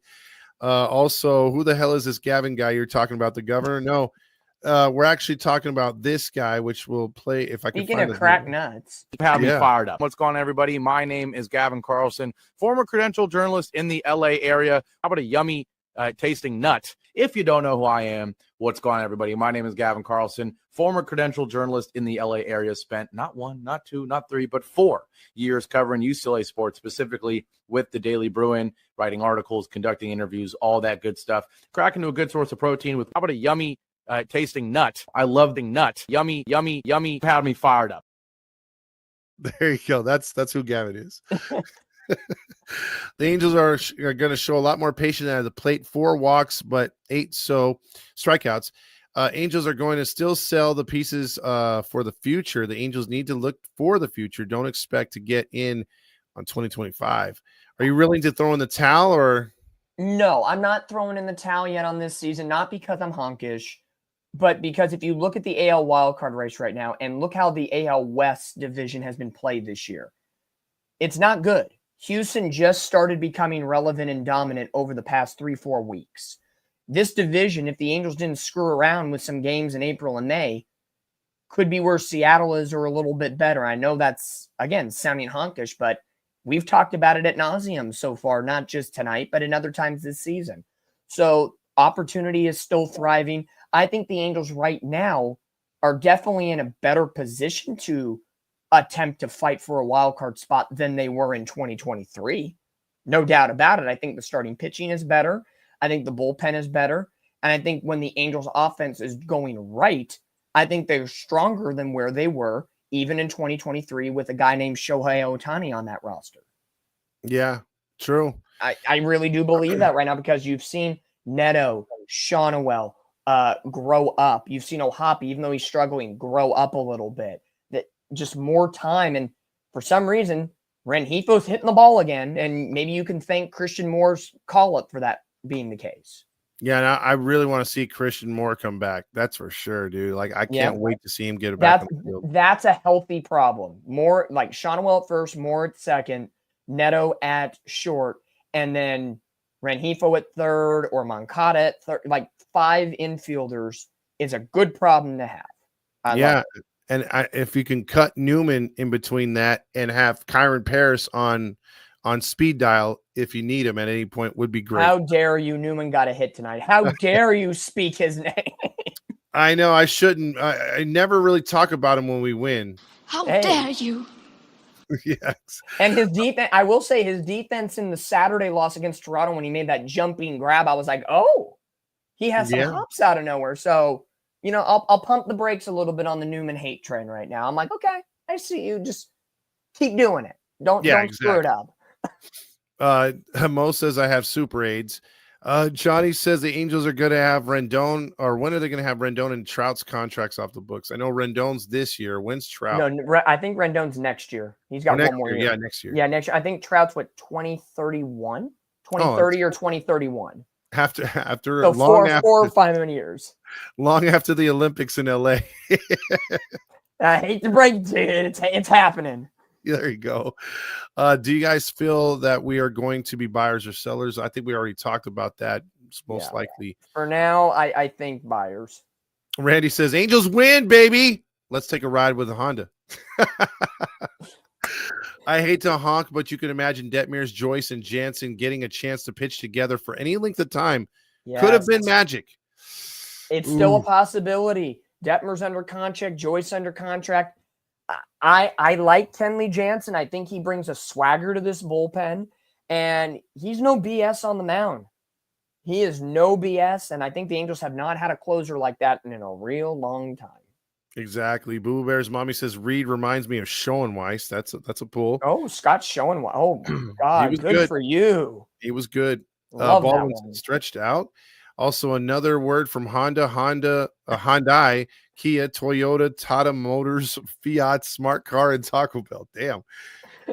And Ryan Johnson, who knows? He does have some really good stuff. Again, it depends how what I think the situation with the Angels in the upcoming impending free agency, the Hendricks of the world, the Andersons of the world, do the Angels even entertain them coming back? Or is it we feel confident in Johnson and whoever we draft at number 2? If we end up getting a pitcher, in my opinion, I think you can kiss Hendricks and Anderson for sure gone by the end of the year. Like, off season, like not re-signing, not trading, but just off season. True. I think you're kind of going in that direction. Yeah, at least it'd be a direction. Corey says Angels are linked to Suarez and Gallen from Arizona. You agree with that, or there's smoke to that fire? I don't know if there's smoke with that. I know Eugenio Suarez, the third baseman, he's had a really powerful season. You know, Zach Gallen was an all-star. He was pitched really strong in the World Series a couple years ago when the Diamondbacks played the Rangers. Mm-hmm. I know he hasn't had that great of a season. Again, I think it's going to be somebody like that the Angels would go for. But again, if you get a Suarez to play third base and you have Moncada, Moore, Rengifo, one of them's have to go, right? And I'm not saying Christian Moore's going to get traded, but like, does he go back to AAA? Does it's going to be one of those situations where you have to sacrifice to get something else, unless Arizona's willing to trade an infielder for an infielder. Like, we'll give you Rengifo or Moncada for Suarez, and there's more of a package there. Yeah, it depends on what their mindset is, because obviously they're a different team without Corbin Burns, and Burns is going to be out all of next year. So do they cut? They might wait it out. Yeah. Do you shed payroll, take an L on next year, and then move on to 2027, add payroll? And that's where an expiring contract from us might help out. So I think the Yankees are going to be more desperate on Suarez because they're where there's smoke. You know how it goes. They want to move Jazz Chisholm back to second. Suarez would fit that need at third. I think the Yankees will go hard press. I think the Angels would have a little bit better chance if the Diamondbacks are that suitor to go after one of their pitchers, if it's Gallen or Merrill Kelly. Yep. I think that's where you're kind of looking at. That sounds about right. The Yankees are eyeing Moncada. That's what he says. And also the craziest part Mike says about this team is if we do get a wild card spot, I'd be confident against anybody. You know, those wild card teams find a way to surprise people in the postseason. How do you think Arizona got there? How do you think Texas? I know Texas won the division that year, right? Yeah, but how do you think Kansas City upset Baltimore last year? Kansas City and Baltimore. So you're in that situation where it's hard to say, but honestly, kind of like we've talked about in the past with the NFL, sometimes you got to like the wild card team. There's always one. It's like the NCAA men's basketball tournament. There's going to be one. Who's it going to be? True. Baldwin, I did give him the sound bite. Ryan Johnson, Mo says it has the right mindset. Any relation to Magic? Oh, jeez. Zach Wheeler from the Phillies. That would be awesome. I have always liked Zach Wheeler. Baldwin says, or Alfonso says, I'm pretty sure that Gavin's show is or has been over for the last 20 minutes. And this is when he posted this. Both of his fans sleep past mama's and dad's Gavin bedtime unless Papa Gavin is getting frisky. Oh, I don't want to know about that. Oh, okay. Okay. Also, Shawano gets walk-offs because he wants a chance to talk to Erica Weston. Help me. Right? Let's not go there. Storm Zek says, here's a question. Give me Cade or Seth right now for a Well, here's a good little insight. Tomorrow, I'm going to be recording a podcast for the Angels Minor League Report talking about the draft. And Rob is going to be on the show. I know Todd's not able to make it. You're going to be not trying to screw the pooch and win the game at the Big A tomorrow. Yeah, I'll be there. If you're healthy, make sure you're healthy first and foremost. Mm-hmm. To me, the whole wild card in this draft, that bomb dropped yesterday. The Washington Nationals firing their manager and GM. Anything is on the table right now, especially with the Nationals picking right in front of us. For a long time, it's either been Jackson Holiday or Cade Anderson of LSU. I do not hold anything against the Washington Nationals to not screw the pooch, but buck the trend and pick somebody other than those two people. If that happens, what do the Angels do? Because there's reports like they like Holiday, they like the other infielder in Eli Willits, or do they go the college arm, or do they take Seth Hernandez, the high school arm? Whatever. Washington is the wild card factor out of everything, not because they picked before us, but because of the GM change literally 1 week before the draft. That is the ultimate. You got to have all your cards on the table, every option, and figure out which one's the best when you're on the clock. That's true. That is very true. But if I did have the pick at anybody at number 2, I would take Cade Anderson. LSU would be my first choice. I would take Seth Hernandez, high school from Corona, as my second choice. And then I would go Holiday as my third choice. That's how I would go in order. Yeah, you would think they would have to have their top 5 ready to roll. I don't want Seth Hernandez going to the Mariners because for the next decade he'll shove it down our ass. That's true. Because Seattle will develop him well. Yeah, but again, it's that whole high school thing. I have a different take on that. But Mancada got 2 hits in Arizona tonight. Chris Taylor will be activated shortly. If you're going for 2025, you got to keep Jansen. But I don't know, man. I really would pass on that. I want the future, Where's Chris Taylor going to fit in this lineup when he comes back? Dude, no kidding. I'm telling you, someone's getting cut, man. Someone's getting cut. Because, Trout being the primary DH has taken that option away from Soler. And Soler is forced out into right field. And it's not great. Defensively, put Chris Taylor out in right field. Fine. But now Soler is not going to swing the bat and you paid him money to trade, all that situation. You're not taking Ward out. You're definitely not taking Adele out. Trout's healthy. You're not taking him out of a lineup. Does Chris Taylor maybe play third base and Chad Stevens goes and Taylor's more your third base option while Christian Moore's still healing? That's the only play I see, is that Stevens goes back to AAA and Chris Taylor's your starting third baseman. True.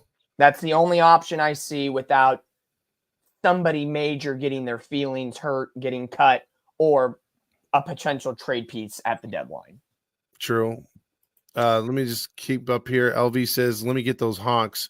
So here goes the 6 honks for the Halo honk LV.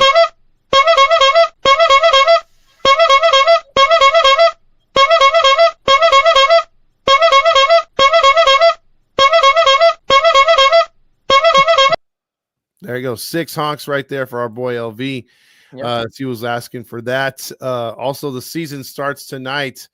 Our boy Roger Lodge. We got a lot of baseball left to be played, and the season starts tonight.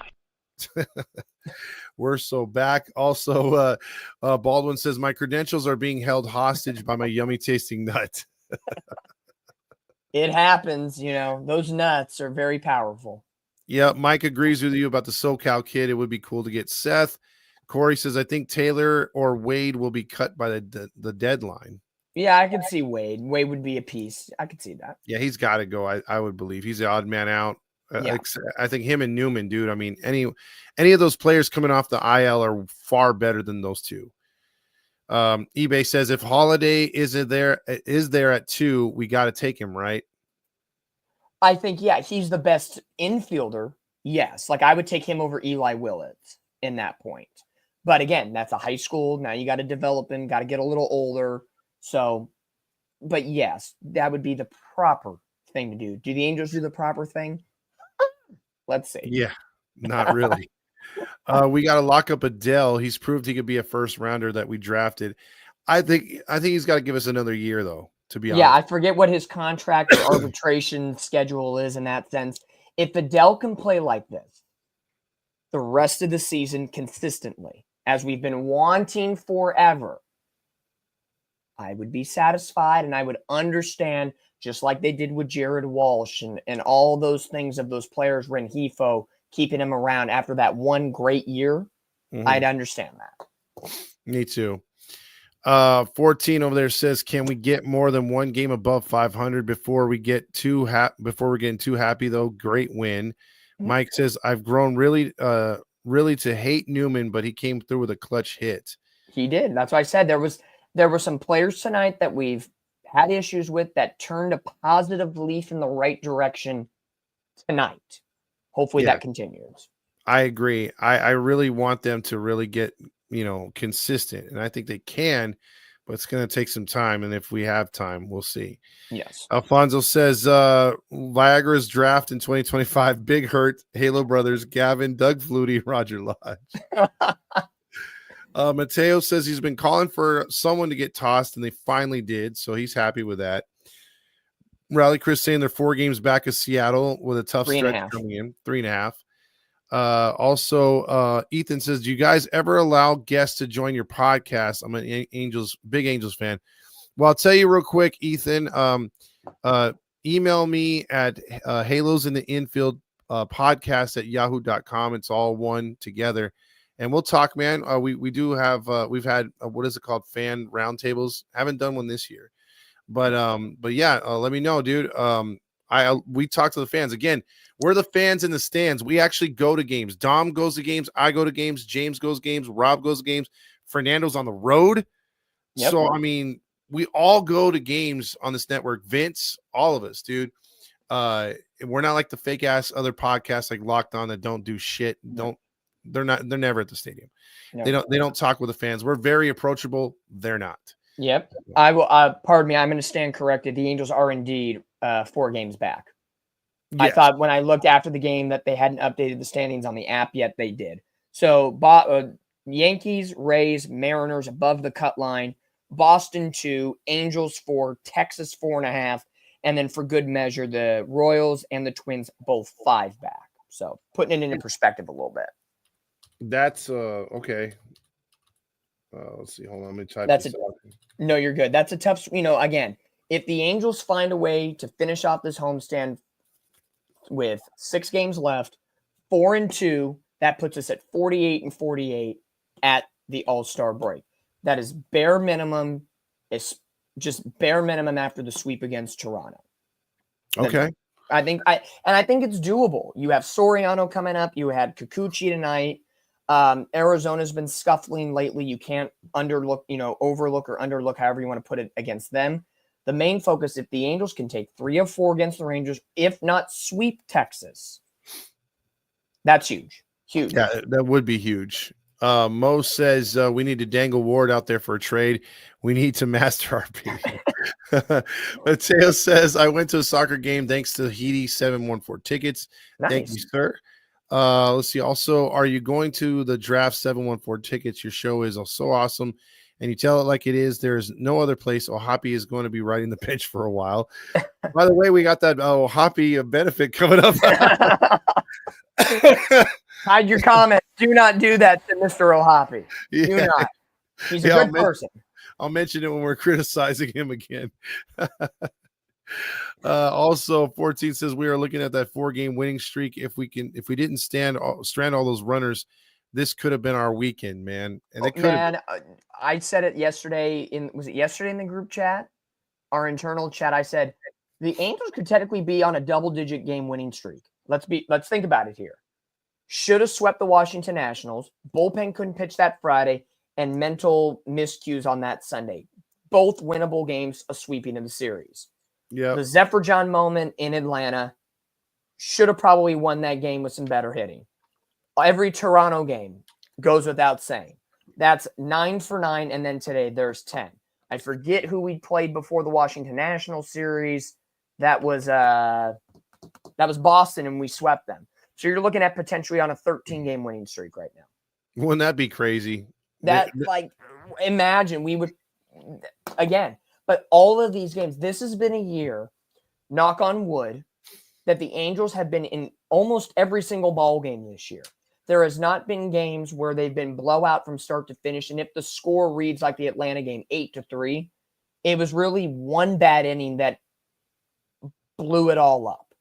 So it's not like it's been like in years past where it's been so shut your eyes and just vacate the premises. Well, that's why I tell everybody, man, just look at the schedule and who they played, how many games they played, and look at the scores.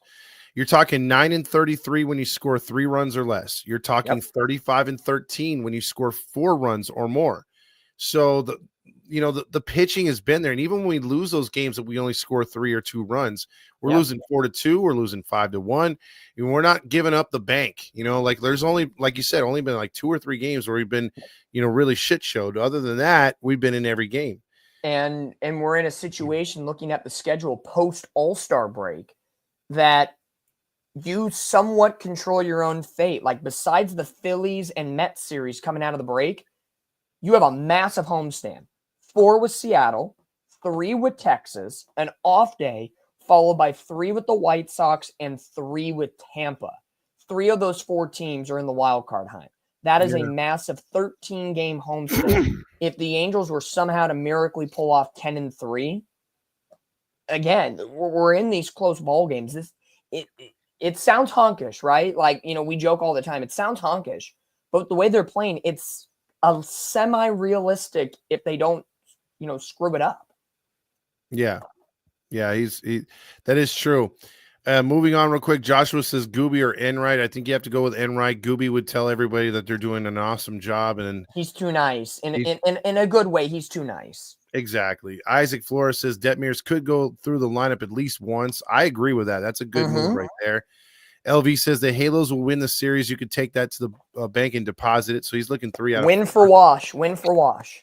Yep. Mateo, sorry the hat was a little delayed. Other than that, your stuff's I'm going to send it this weekend. I just been really crazy busy and sick, so I will get to you, Mateo.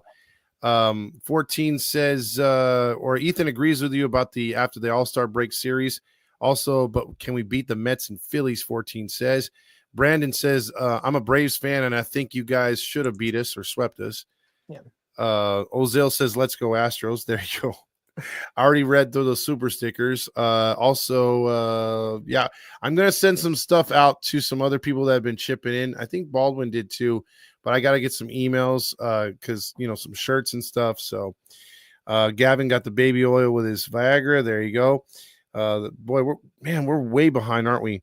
Man, this is what happens when I come on the program. It's a bad night. I apologize. No, we would both been ranting. Vote for Bond says this offense is giving me ED. He is the best closer for right now, but Jansen is wearing a Dodgers jersey. Yeah, in the Hall of Fame for sure. I just imagine how the Locked On Boys hearts must have sank when they say the ED Med sponsor come through. Oh God, Heedy is going to have a field day. Hey, it's all fair in 11 baseball. Yep. Also, yes, I am getting well. I appreciate that. Kikuchi, we already read that one earlier. That was another one right there. I'm just going through here. No Deos. Can't get in my dad's voice grill master. My voice is shot. Also, if they get the full clip of Freddie Mercury live a Deo, that's like 20 times. Oh, yeah, we don't count that one, dude. We don't count that one. No, the Freddie Mercury ones are safe. There you go. The Archangel says he saved $30 on using on concert tickets using Heedy. See, again, you can use that discount for any ticket. That's anything. Good and that turns into like 2 Angel tickets on a Monday night. Yeah, and they give you 5% back, Dom. So that's pretty cool. I use it all the time. Yeah, I can get you another ticket. So Ethan says also this is a big week to finish the pre-All-Star break on a high note because it could unravel fast. And that's I totally agree, Ethan, and Dom. Like, we need to get into this break on a nice, start. So again, it sounds bad. Let's just be 500. I'm okay with that. That wipes out the first 96 games of the season, and you start anew coming out of the break. It's possible. Yep. They control their own fate. Brandon says my Braves are in shambles right now. Baldwin's being funny. He says, my dad walked off. It wasn't motivating at all. Hey, do not to interrupt more comments, but do the Braves become sellers? Like hardcore sellers? I believe so, because although they're kind of close in the wild card, man, they're far out of that division. And I know they made a run, but they're not really showing signs of doing that this year. Give me Austin Riley at third base. Yeah. That guy, Ron Washington, loves him some Austin Riley. Oh, yeah, I would take Austin Riley. He's pretty good. Yeah. Dude, Jesus wants to know, Dom, is Alberto Rios a guy that could make the Angels roster at some point soon? No, not quite yet. He has the intangibles, has struggled at times throughout. I think the earliest, if he was to continue to develop in the proper manner, 2028, 2029. It's a little farther for him. A little farther. True. All right, let's start to run through these because we are still way behind. So if I skip a couple, I apologize, but that's because we got it's my fault. It's my fault tonight. No worries. Don says, love when Dominique is always on here. He breaks it down so good. Jim, I did take care of her tonight. She's feeling really sick tonight. So also I've watched many games this season, or he's only watched 5 this season. Silent E checks in from Japan. I know this is an Angels podcast, but I'd love to hear Dom's thoughts on Zegras and Gibson trades. If you can touch on that briefly. Yeah, I can do that very briefly. Zegras, tough situation, very talented player, but Ducks organization, front office wise, did not value him in the sense of what they currently have on the roster. He was getting pushed down the depth chart. Unlike the Angels with Ohtani, trade him now, get something in return. Gibson, this has been in the works for a while. It could have happened during the season, but they decided to wait. He goes to Detroit. Lukáš Dostal is the guy. They got some other goalie prospects in the pipeline. Money, it's tough when you love players that go, but the Ducks have a lot of options, and they still have the second highest payroll in hockey based on empty cap space that they can utilize. I'm okay with it. It's just tough because they've been with us for so long. Yeah, he was one of our guys. And believe you me, the Ducks talk is coming to Tahiti. We're going to be ironing out those details this weekend. Yes. So we will have a very big producer of content on social media who has a huge following, is going to bring his following over to our page, and we are going to be merging with them, but we are still keeping the good old Heedy. That's baseball not going is baseball, baby. It's just it's fine. Oh yeah, and we're going to still be called Heedy. So none of that. It's all down Catella. Exactly. So hockey talk, hockey post games people are coming to Heedy. So it's going to be good times. It's going to be good times. Oh yeah, we got big things coming. Tamir 20 says Tyler Anderson, Renifo Ward for Michael King Padres in a prospect. You like that one? The Padres do need pitching. They do need a left fielder, and Renifo could be a role player in that infield. I'd have to marinate on it. That would be if the Angels were sellers for sure. True. Jim says Stanton picking up him over Ward, dude. That'd be a bad move for a bad move. I would give me Taylor Ward in my lineup over Stanton. Yeah, this is the longest we've ever gone without. What the hell's going on out here? All About Halos says go Halos. Also, random Corona prospect, clearly better than even Rendon. Dino Ebel's sons are on Corona. They have a shortstop, Billy Carlson. They were just featured on MLB Network. It was a stout program. All those guys, except for the youngest Ebel son, Trey, has graduated. And all three, Hernandez, Carlson, and the oldest Ebel son, could all be potentially picked up in the first round. That would be the first time ever that more than two from one high school in the first round. That's crazy. Yeah. eBay also says if Adele had got the All-Star nod, his cards would be going crazy right now because he is a collector of cards. I know that for a fact. More random thoughts right here. Loving the back and forth with a candid baseball talk. No high school surfers on weed like Jess Spicoli. Geez, I think he's thinking of 20, isn't he? Also, we won because the Halo boys were in attendance tonight. Yep. They featured them in like the 8th inning on TV. Yeah, they were there tonight. I guess they're the new rally monkey. I guess so. And dude, we actually have because Rally Chris was like, hey, you should do a collab with them. Well, Fernando already booked them, so we already got them coming on the show. So there you go. The Halo buddies or whatever they call themselves, the Angels, will be there. I'm definitely going to the Ohapi Bowl this year. Regretted not going last year. So again, the Ohapi stuff will have more stuff coming coming up here tomorrow. I'll be posting. Nice. Sorry, I'm still coughing. Let's go Angels cheering from Reno, Nevada. Shout out to Reno, Nevada. There we go. Also, Eric Ward says he'd be considering playing for us on the bowling team because, again, Dominic, I think we'd be able to be on there. Yeah, absolutely. Yeah, so we'll have a nice little package for everybody. Dylan Ortega, shout out to him. He says, hey, just wondering, Logan Ohapi washed because he hasn't been playing because he's not that great, and when he comes up to bat, just kind of sucking. So again, at the Ohapi bowling event, let's not say these comments, folks. I get it; it's rough, but he'll be. Let's all have the Angels won tonight. Let's have a dose of positivity. Ohapi's personal season starts tomorrow. Okay? There you go. In September, watch him. He'll be on fire. He'll be on fire. He'll be taking his shirt off for a walk-off, and he'll be, the ladies will love it. Exactly. Tyler says, welcome to Locked On, everyone, where we're not myopic like that other show. And we bitch about, here's a fun thing. I've been wanting to tell you this for a while. Remember last season when I got not hazed, but razzed by them for liking like my own post, like I would like Catella Chronicles post, which Catella Chronicles. Yeah, I've been looking. It just happens to pop up because I don't follow them anymore. But sometimes it's like suggested. Mm-hmm. Yeah, Super Halo Bros are liking Locked On Sports tweets, and vice versa. So again, stealing ideas. They've done nothing but steal ideas since they've been on. So I mean, I hate talking about them, but they keep coming up because we're reminded by other fans that are literally saying they're repeating you guys, because a lot of times we're on before they are. Actually, most times we are. Yeah. So it's like they're always talking shit. So whatever. Also, Josh says, I'm trying to jinx O'Hoppe so he can get some hits. Dylan says Sam Bachman is a true beast.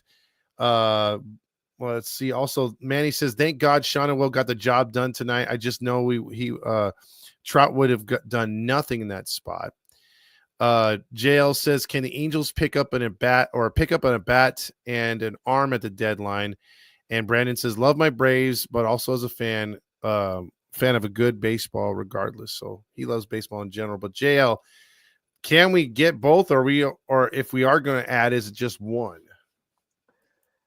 The Angels did both last time when they were competing in 2023. So again, let's go for the whole enchilada and say both. If the Angels are close like this, I think they go for both. All right, that sounds good. I mean, again, it has to be the right players for me, but we'll see. Correct. If it's the right players, go for both. Why not? Don't try to get the most. Don't try to make a Paul Skeens trade right now and really mortgage what we have for that. True. Tam says, did you see the Angels' full farm system worst in all of baseball? Yeah, we saw that. Tri-Cities is not bad. Yeah, they're actually pretty good. They're the most competitive out of the four. EQ says, is it okay to honk all over the AM 830 van? It is if you can get away with it without the lights being shined on you. Also says, in the military, I got in trouble by my senior leadership because I said I just came when we walked it off.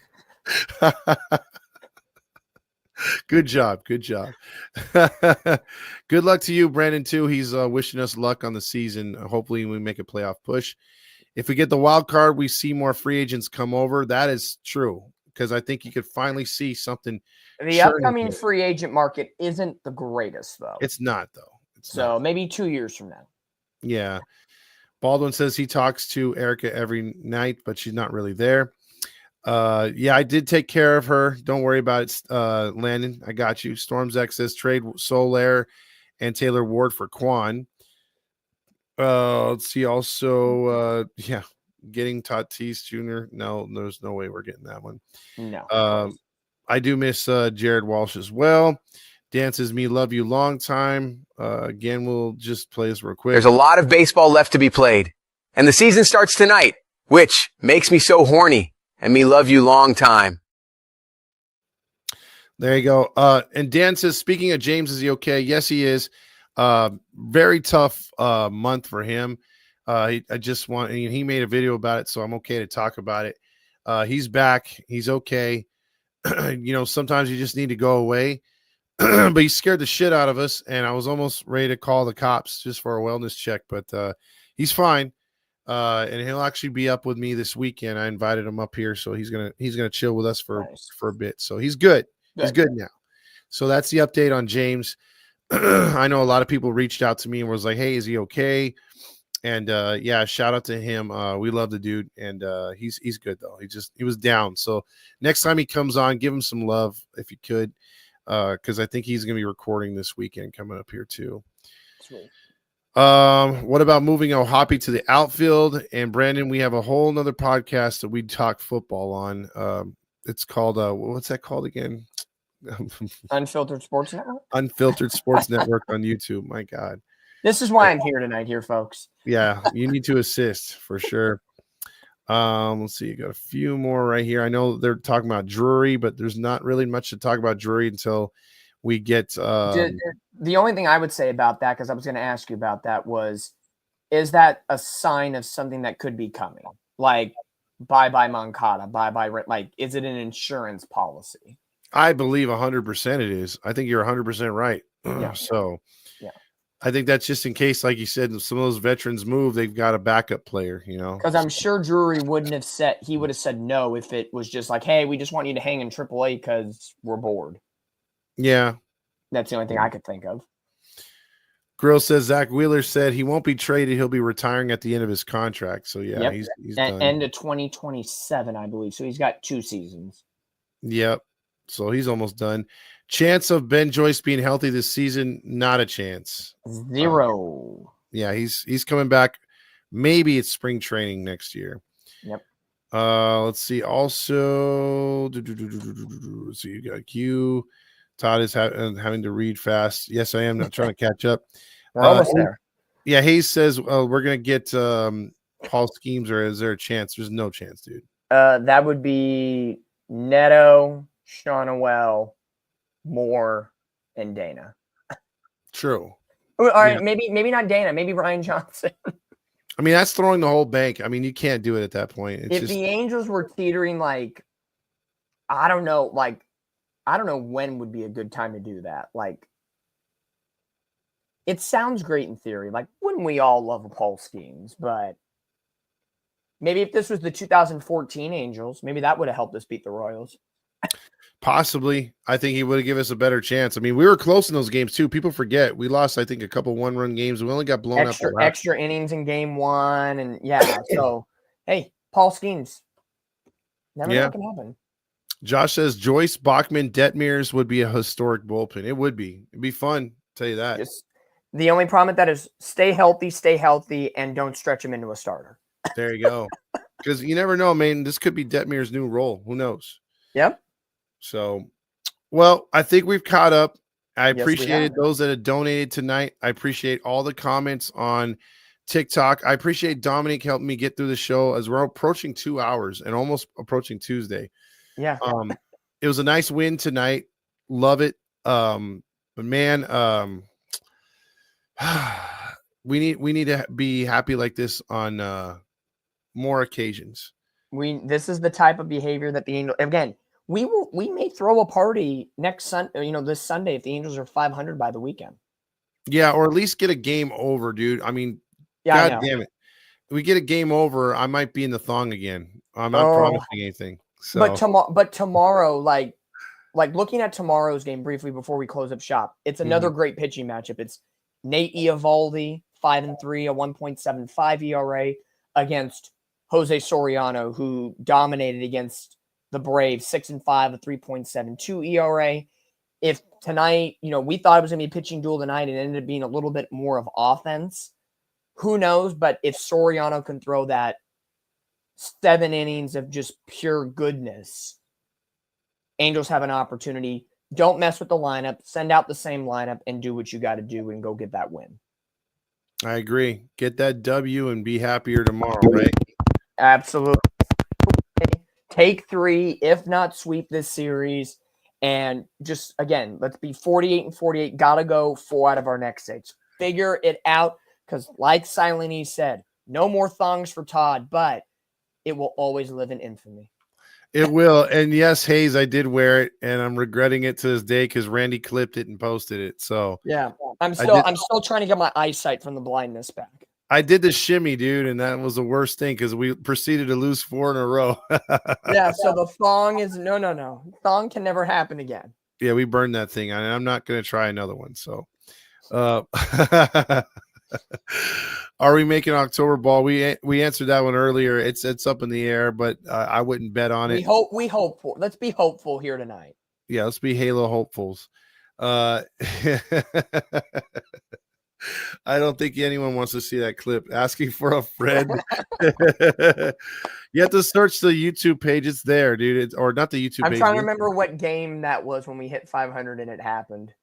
Yeah, it's it on after there, the 8. It was like the 8. It was somewhere in like the Dodger, not the Dodger series, but the Oakland A's series, or like that, right in that time. That was what, end of May, May-ish time.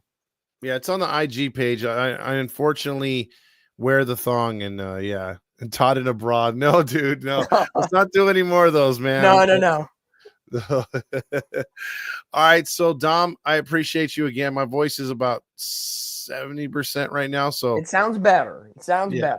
Yeah, I was like a chain smoker the other day. My voice was gone. I remember that last year when I had laryngitis and tried to broadcast games with that. It's a rough business here. Rough business. Yeah. By the way, first TD video I ever saw was the thong video. It can only go up from here. It can only go up from here. Come on, you went from thongs to now, tasty nuts. Yeah, exactly. What a whirlwind event we have been at. That's what we're known for, man. Hey, I like Eric at the end. Todd TDT. Well, I tell you, man. I mean, you're welcome, Wooby son. You're welcome, but man, this is what we do. We do it different over here because we're by the fans, for the fans, by the fans. We're in the stands with you. We watch games with you, cheer with you, and boo with you because it's okay to boo. So, with that being said, Catella Chronicles, Dom, where's your social media so they could find you and give you a like and love as well? You know how it goes. It's at Catella_CHRON. X, Instagram, you know the business. Us with Halos in the Infield being a part of the whole Heedy family. And then, of course, as Todd mentioned, as for me, Catella Chronicles, it's Angels and Ducks. And we're going to have more of a Anaheim Ducks hockey presence coming this upcoming season. And we're figuring things out in the present at the moment. And hopefully soon we will have that call for the big announcement, but it's going to be really, really special. And for those that have followed Catella Chronicles, you know who it is because I've shared the screen with them in the past. So there's your little foreshadowing little teaser for you. Oh, yeah. You guys and gals are going to love the Ducks content we got coming to this page. Man, it's going to be great stuff. So with that being said, everybody have a good rest of what's left. 17 minutes left of Monday. We're spritzing into Tuesday, folks. Absolutely. Full spritz ahead till Tuesday. And hopefully we can repeat this tomorrow night. Dom, thanks again. Have a good night, sir. Will do. Cheers. Let's go, Angels. Let's be hopeful on a Tuesday. Yes, let's play us off with some Stukas.